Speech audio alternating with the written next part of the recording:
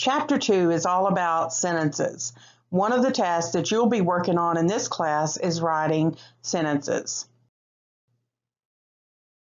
Sentences are a group of words that contain a subject, a predicate, and expresses a complete thought.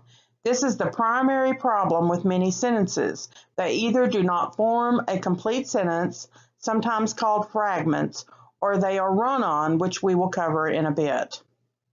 So sentences must contain subject and a predicate, and they must be complete. Many complex sentences have phrases and clauses. Phrases are a group of related words without a subject and a verb. A clause is a group of related words with a subject and a verb. There are independent clauses that can stand alone and dependent clauses that rely on independent clauses for their meaning and cannot stand alone.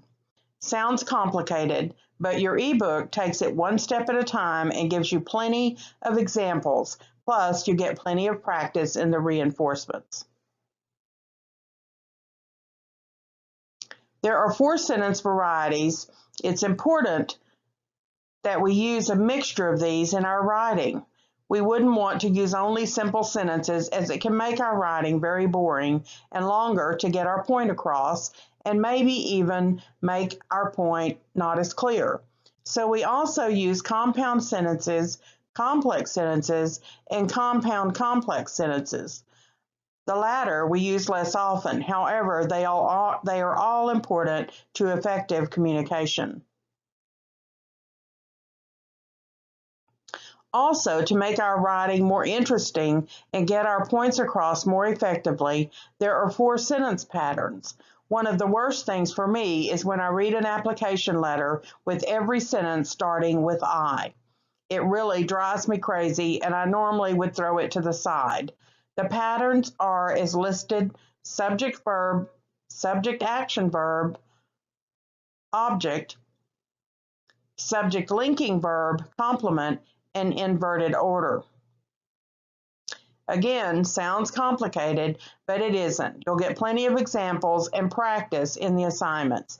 Take advantage of these opportunities to strengthen your writing. Sentences end with punctuation. It's where we pause before the next sentence. They don't all end with a period, as in making a statement. Some end with exclamations, questions, or comments, or commands. As you can see here, commands are the one that you may not be as familiar with, but they do end with a period, usually and occasionally an exclamation point.